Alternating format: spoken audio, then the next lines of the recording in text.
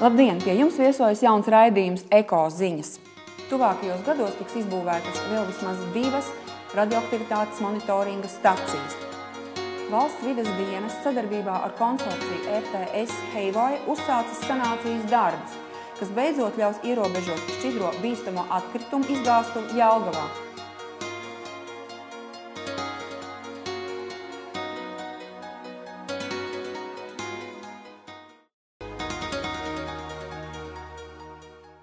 Tuvākajos gados tiks izbūvētas vēl vismaz 2 radioaktivitātes monitoringa stacijas, papildus jau 15 esošajām, jo 10 gadu laikā Latvija burtiski nokļūs atomelektrostaciju ielenkumā.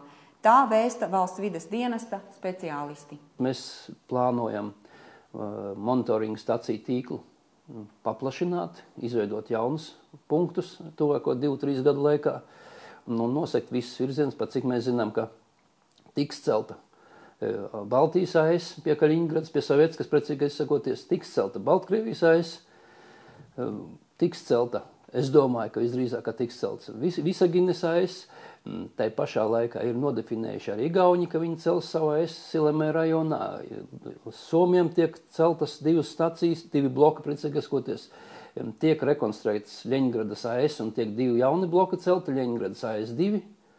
Nu, protams, ir austrumu virzienā Smoļenskas un Kaļiņas AES, pa vienam blokām tikai tas faktiski mēs atrodamies kā nosacīti atomstaciju ielenkumā. Valsts vides dienests sadarbībā ar konsorciju RTS Heivoja uzsācis sanācijas darbus, kas beidzot ļaus ierobežot šķidro bīstamo atkritumu izgāstuvi Jelgavā, kas ilgus gadus nebija nošķirta no sabiedrības. Ik viens bez ierobežojuma gadiem varēja klajot pa bijušās ādu apstrādes rūpnīcas kosmosa bīstamo atkritumu glabātos teritoriju un bīstamajos dīķos zvejot tur noslīcinātos akumulatorus.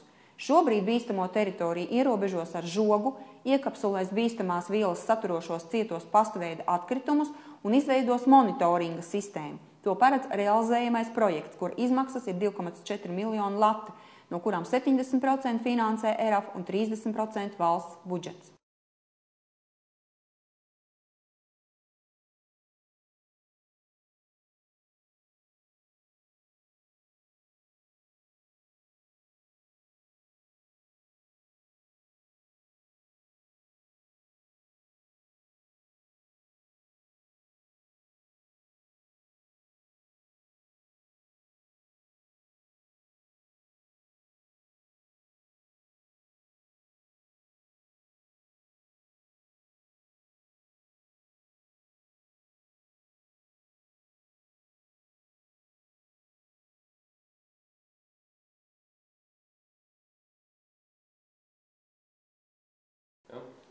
Paldies, ka bijāt kopā ar Eko ziņām.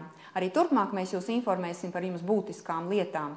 Domājiet zaļi, esiet veseli un patīkami jums vakaru. Visu labu, uz redzēšanos!